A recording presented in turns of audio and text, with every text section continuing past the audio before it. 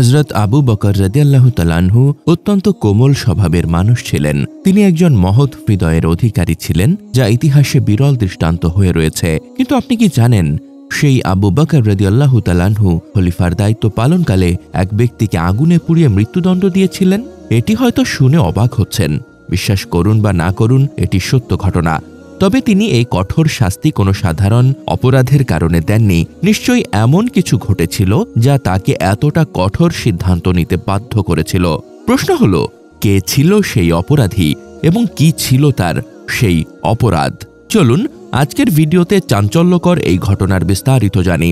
ঘটনাটি তখনকার, যখন হযরত আবু বকর রাদিয়াল্লাহু তাআলা আনহু সদ্য খলিফার দায়িত্ব গ্রহণ করেছেন। আমরা সবাই জানি তার খিলাফতের শুরুতে তিনি কত বড় চ্যালেঞ্জের সম্মুখীন হয়েছিলেন। চারদিকে তখন বিদ্রোহীদের ফিতনা ছড়িয়ে পড়ছিল।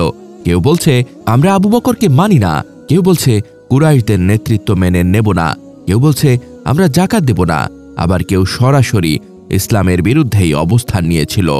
এর মধ্যে সবচেয়ে ভয়ঙ্কর ছিল ভণ্ড নবীদের আবির্ভাব।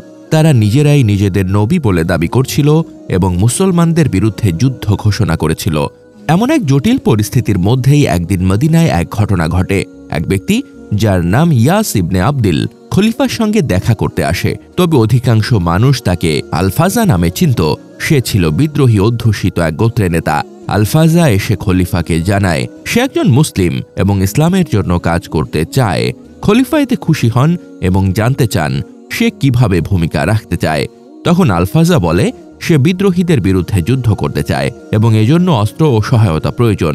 সে জানায় তার গোত্রের লোকেরাও যুদ্ধ করতে প্রস্তুত, শুধু পর্যাপ্ত অস্ত্র পেলেই তারা বিদ্রোহীদের পরাজিত করতে পারবে।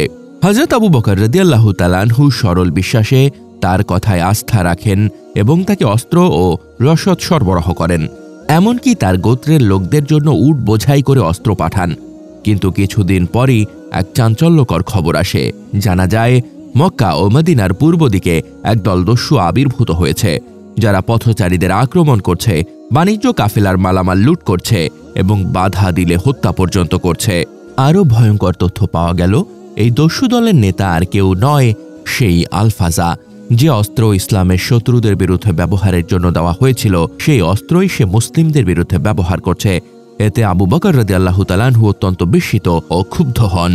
তিনি সরাসরি সৈন্য পাঠিয়ে আলফাজা ও তার সহযোগীদের আটক করার নির্দেশ দেন। যখন আলফাজাকে মদিনায় আনা হয়, তখন সে নিজেই স্বীকার করে যে সে বিশ্বাসঘাতকতা করেছে এবং মুসলিমদের সঙ্গে প্রতারণা করেছে। তখন খলিফা আবু বকর রাদিয়াল্লাহু তাআলা আনহু তাকে দৃষ্টান্তমূলক শাস্তি দেওয়ার সিদ্ধান্ত নেন এবং নির্দেশ দেন এই বিশ্বাসঘাতককে আগুনে পুড়িয়ে হত্যা করো, যেন কেউ আর ইসলামের নামে প্রতারণা করার সাহস না দেখায়। যদিও আবু বকর রাদিয়াল্লাহু তাআলা আনহু এই সিদ্ধান্ত নেন, তবে পরবর্তীকালে তিনি এ বিষয়ে অনুশোচনা করেন। মৃত্যুর আগে তিনি স্বীকার করেন যে আলফাজার জন্য হয়তো অন্য কোনো শাস্তি দেওয়া যেত, তবে এটি একমাত্র ঘটনা ছিল না যেখানে আগুন দণ্ড কার্যকর করা হয়েছিল। আরও কিছু বিদ্রোহী যারা নিরীহ মুসলমানদেরকে আগুনে পুড়িয়ে হত্যা করেছিল, তাদেরও একইভাবে শাস্তি দেওয়া হয়েছিল। এই কঠোরতার কারণ কি ছিল? সেই সময় আরব জুড়ে বিদ্রোহ চলমান এবং ইসলামের অস্তিত্ব রক্ষা করাই ছিল প্রধান লক্ষ্য। বিদ্রোহীরা মুসলিমদের ওপর চরম নির্যাতন চালিয়েছে। কাউকে তলোয়ার দিয়ে হত্যা করা, কাউকে বর্ষা দিয়ে বিদ্ধ করা, কাউকে পাহাড় থেকে নিচে ফেলে দেওয়া এবং কাউকে আগুনে পুড়িয়ে মারা। এসব দেখে আবু বকর রাদিয়াল্লাহু তাআলা আনহু নির্দেশ দেন, যারা যেভাবে মুসলিমদের হত্যা করেছে তাদেরও সেইভাবে শাস্তি দেওয়া হোক। যখন হযরত খালিদ বিন ওয়ালিদ রাদিয়াল্লাহু তাআলা আনহু বিদ্রোহীদের পরাজিত করেন, তখন খলিফার নির্দেশ অনুযায়ী কিছু বিদ্রোহীকে আগুনে ফেলে শাস্তি দেওয়া হয়। এ ঘটনা জানার পর হযরত ওমর রাদিয়াল্লাহু তাআলা আনহু এতে আপত্তি জানান এবং বলেন তাদের শিকল পরিয়ে মদিনায় আনা উচিত ছিল।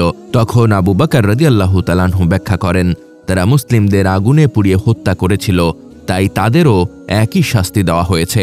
এ বিষয়ে সমালোচনা থাকলেও তখনকার পরিস্থিতি বিচার করলে বোঝা যায় আবু বকর রাদিয়াল্লাহু তাআলা আনহু কেবল ইসলামের অস্তিত্ব রক্ষা ও শৃঙ্খলা ফিরিয়ে আনতেই কঠোর হতে বাধ্য হয়েছিলেন।